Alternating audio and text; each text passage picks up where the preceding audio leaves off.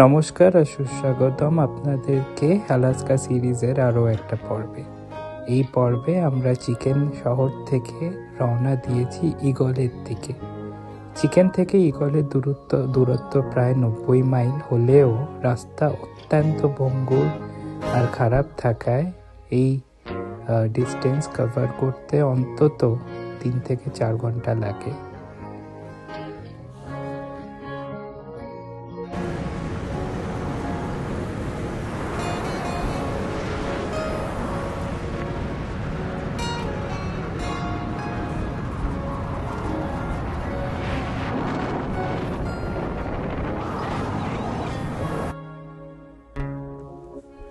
Chicken শহর থেকে teller highway ধরে আপনি যদি সোজা এগোতে থাকেন তাহলে অবশেষে গিয়ে পৌঁছবেন ঈগল শহরে। আর ডান দিকে যদি একটা ডাইভারশন নেন তাহলে top of the world highway ধরে আপনি গিয়ে পৌঁছবেন কানাডা বর্ডারে। এই বর্ডার দিয়েই অনেকে কানাডায় যাওয়া আসা করে। অসম্ভব সুন্দর এই top of the world highway, না হয় আমি আপনাদের অন্য কোনো এপিসোডে দেখাবো, কিন্তু টেইলার হাইওয়ে সিনিক ভিউয়ের দিক থেকে top of the world highway থেকে কোনো অংশে কম ছিল না। রাস্তাটা অনেকটা এবড়ো খেবড়ো, ভঙ্গুর, মেঠো আর নুড়ি কঙ্করে ভর্তি হলেও এর চারপাশের ভিউ ছিল অসাধারণ। একদম পাহাড়ের মাঝখান দিয়ে আমরা এগিয়ে চলেছি একটা ছোট্ট মেঠো রাস্তা দিয়ে ঈগলের দিকে।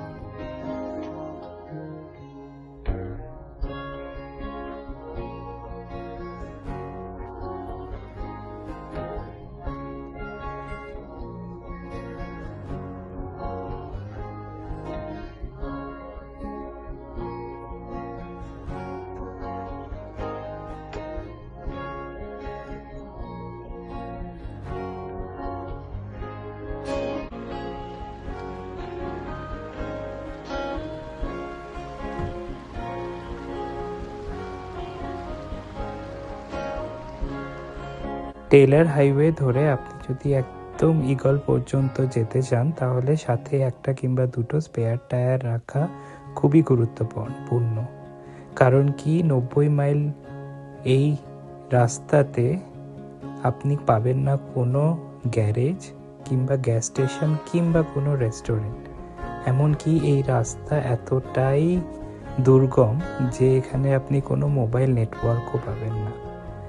অনেকে স্যাটেলাইট ফোন নিয়ে যায় বটে, কিন্তু সেগুলো ইউজ হয় একদম খুব এমার্জেন্সি সিচুয়েশনে। কাজেই এই রাস্তাতে যদি আপনার কোনো ফ্ল্যাট টায়ার হয় তাহলে সেটা ঠিক করতে হবে আপনাকে নিজেই, আর এর জন্য স্পেয়ার টায়ার কিংবা টায়ার রিপেয়ারিং কিট রাখাটা খুবই গুরুত্বপূর্ণ।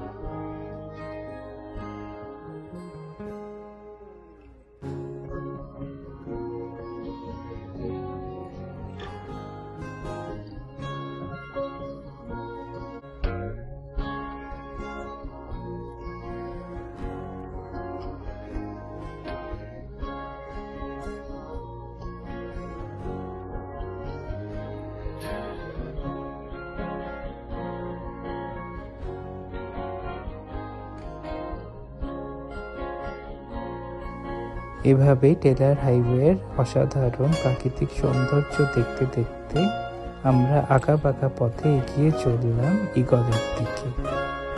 ঈগল পৌঁছানোর 15 থেকে 20 মাইল আগে থেকেই প্রাকৃতিক সৌন্দর্য যেন দ্বিগুণ থেকে 3 গুণ বেড়ে যায় আর রাস্তা আরও বেশি সরু হয়ে পড়ে।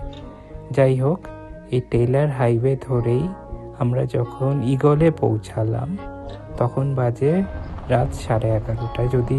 যদিও দেখে মনে হওয়ার উপায় নেই যে এখন এত রাত। এটাই হচ্ছে আলাস্কার বৈশিষ্ট্য।